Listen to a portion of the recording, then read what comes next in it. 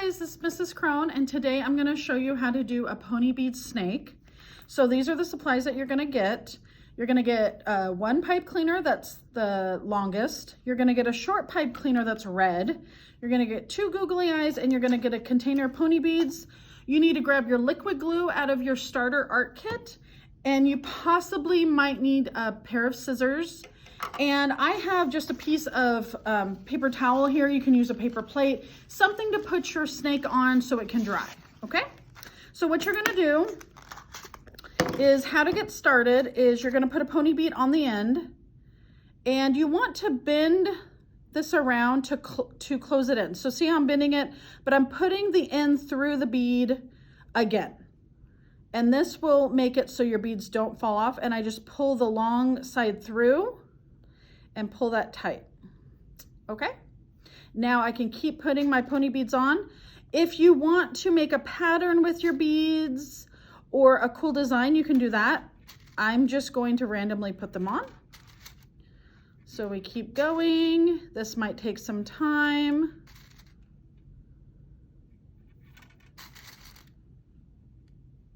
But you're going to fill the whole pony or pipe cleaner up with pony beads.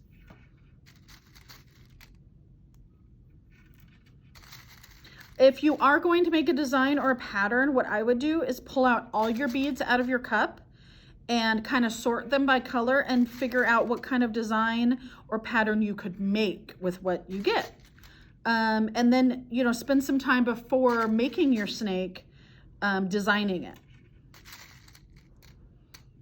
Then when you put them on your pipe cleaner, you're a little bit more organized and know kind of what order you're putting them in. But I am just doing random to get them on here. You want to be careful because the ends are metal and they might poke your skin, so just be careful with that.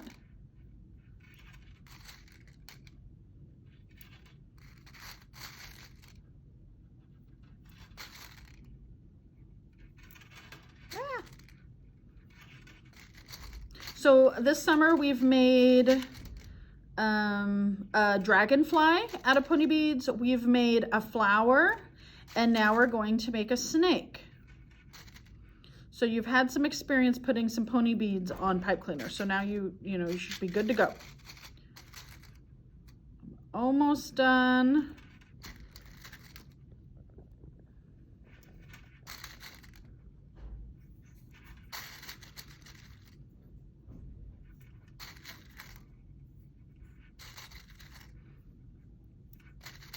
Here we are, I'm getting to the end. Okay, so the next thing you have to kind of think about is you want to leave a little bit to wrap around. So kind of what they recommend is to make a triangle shape with the tip of your snake the best that you can. Let's see if Mrs. Krohn could do it here. And because most snakes kind of have that triangle shaped head, and then you're going to take your pipe cleaner and just fold it around, twist it around, so that it's secure. Okay, that's the best head I can make. Okay, so now what you're going to do is glue on your eyes. Now, if you have a parent at home that can help you, another type of glue you can use is hot glue. But I definitely want you to have a parent or an older sibling be available. That's something that you never want to do on your own. But we're going to use liquid glue. And so you're kind of putting it on your head. There we go. And here's my next eye.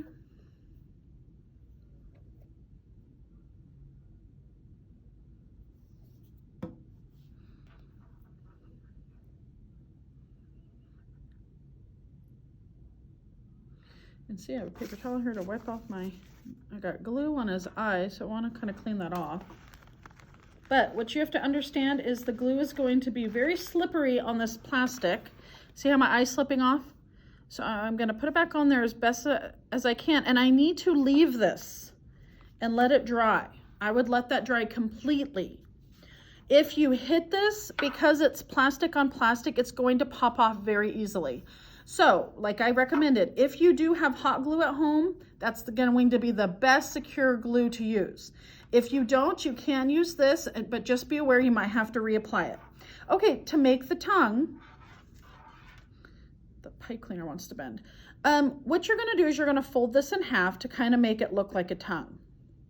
This is a lot of extra pipe cleaner that you're not going to use, so that's why you need your scissors. Now, this is metal, so it's going to be hard to cut. You're going to need someone's help to do that. But I'm going to cut it about there. I'm going to twist this in just to make a good platform to glue from.